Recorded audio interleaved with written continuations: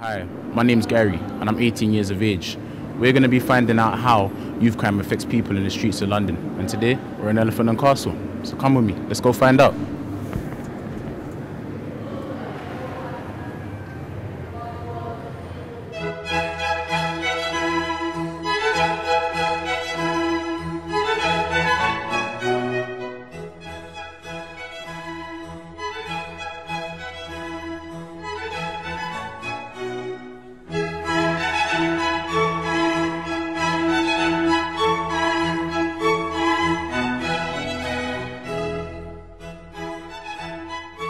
My name's Sam.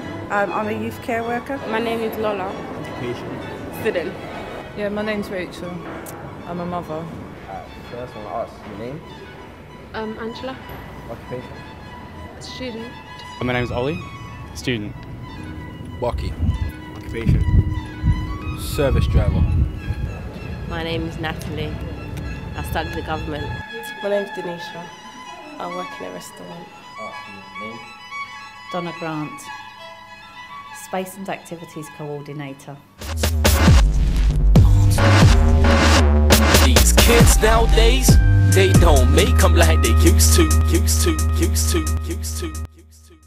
Years ago there used to be, you know, if you had a disagreement with another young person, you just have a punch up and then go separate ways. A lot of young people are killing each other or trying to kill each other or carrying some form of weapons, or they're fighting a lot more. The government are doing what they're doing to make it get worse and worse. There's not going to be getting no change. It's just going to get worse and worse. More gun crime, more knife crime, more robberies. Well, there's probably been, I think there's been a rise. I wouldn't say it's changed, it's more been highlighted more. I think it's got more, but it's out of proportion really. I think they're just ticking it down as it's youth. It's not always youth. And I'm determined to make it unacceptable for young children, young teenagers to carry knives. I'm not aware of any government schemes. I know that they do try to tackle it, but I don't think they're tackling it in the right way. Things that are successful are things like youth centres and youth programmes where youth are given something else, something constructive to do. The governments, they teach you what they want you to know, not what you need to know. I know about their stop and search. I'm not sure that's been like the most successful. I don't think it has been successful. I think since they've introduced the Safer Neighbourhood teams throughout the borough, I don't know, I seem to think it, you know, perhaps the crime has come down slightly. They're all bullshit, man. Ain't none of that working, bruv. Oh man, it's all political. But hey, let's go for our next one.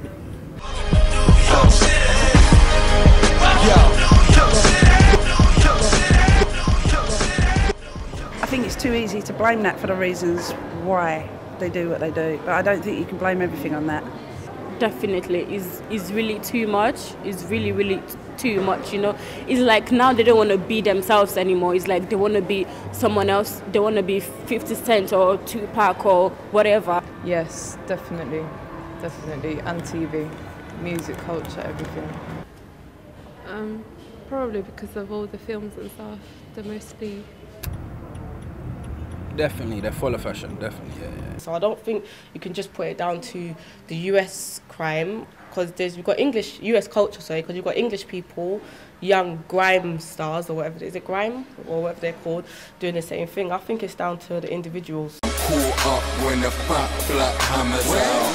Head norm, black bandana time. Boy, I don't know, you know, I think everywhere has got their own bit of nonsense going on, isn't it?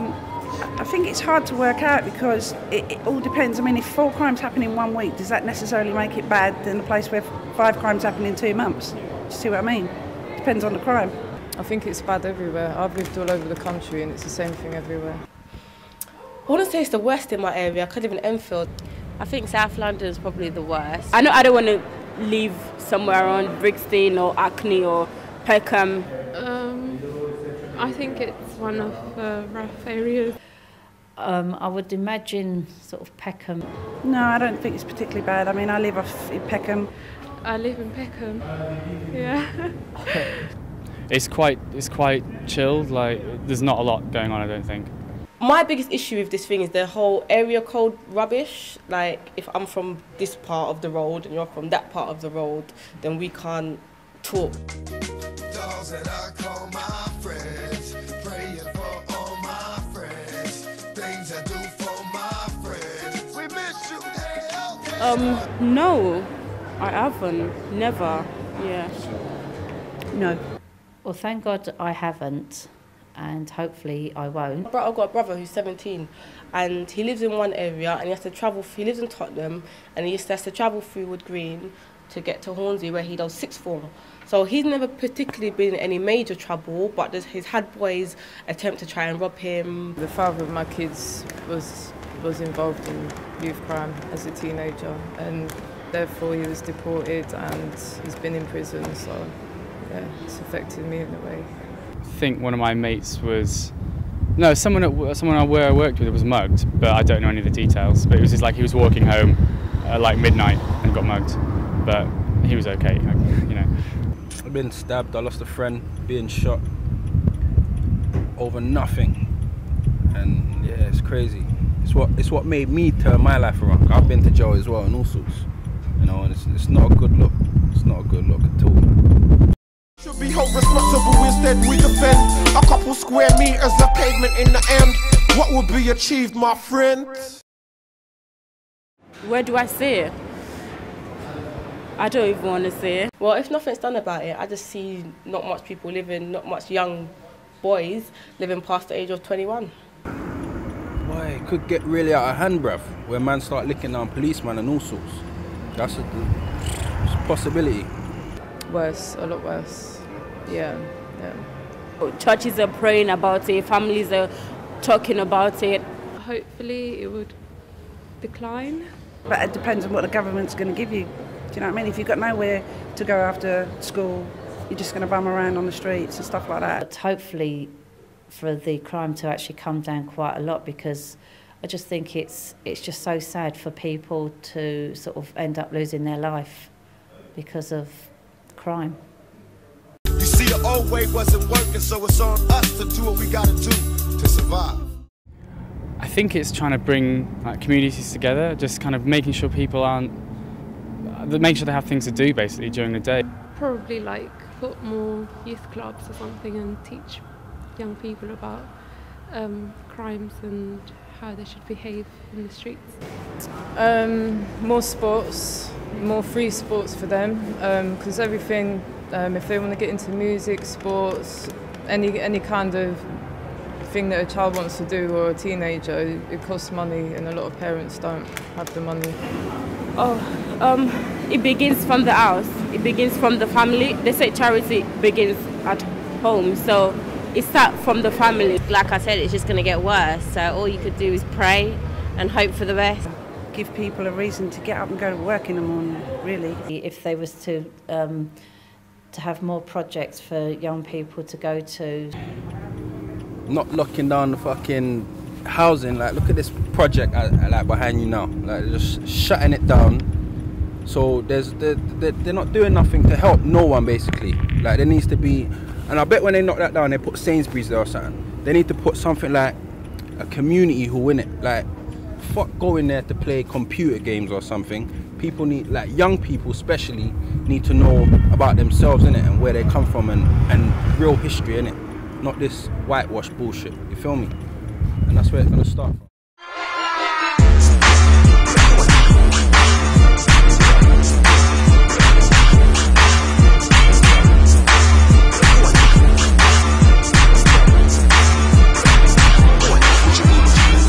Well, I think that their responses were very open and very realistic, but I don't know, in my perspective, being an ex-youth offender myself and being involved in a lot of youth crime, I would say it's the lack of having things to do, you know, more open community centres and more things that appeal to us. But maybe I'm wrong. All I know is that I'm going to go and find out a bit more about it, do a bit more research.